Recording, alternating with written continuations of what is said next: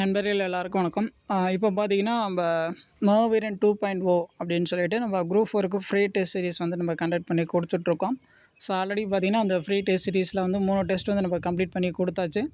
அந்த 3 டெஸ்ட்டும் பார்த்தீங்கன்னா, நிறைய நண்பர்கள் வந்து அட்டெண்ட் பண்ணியிருக்கீங்க. உங்களுடைய ஸ்கோர் லெவல் பார்த்தீங்கன்னா, கொஞ்சம் ஒரு சாட்டிஸ்ஃபைடு ஆகிற அளவுக்கு வந்து நல்லாவே இருக்குது.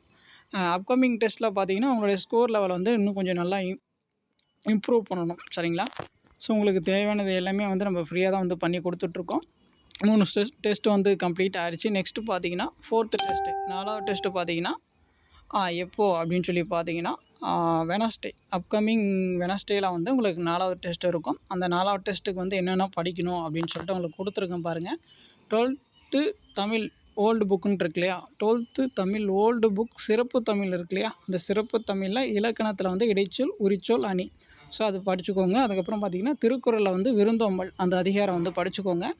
ஸோ சயின்ஸில் பார்த்தீங்கன்னா அந்த பொது அறிவியல் விதிகள்.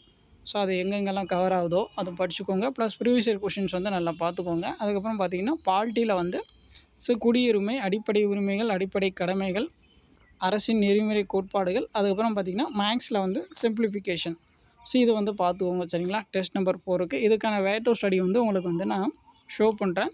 இந்த டெஸ்ட்டு பார்த்தீங்கன்னா முழுக்க முழுக்க வந்து நம்ம டெலகிராம் சேனலில் வந்து ஃப்ரீயாக தான் வந்து ரன் பண்ணி கொடுத்துட்ருக்கோம்.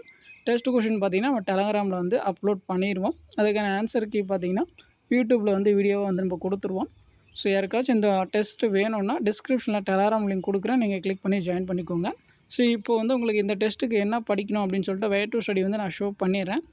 ஜிஎஸ்க்கு மட்டும் அதை பார்த்துக்கோங்க. இது பார்த்துக்கோங்க. டெஸ்ட் நம்பர் 4க்கான வே டு ஸ்டடி வந்து பார்த்துக்கோங்க. சரிங்களா?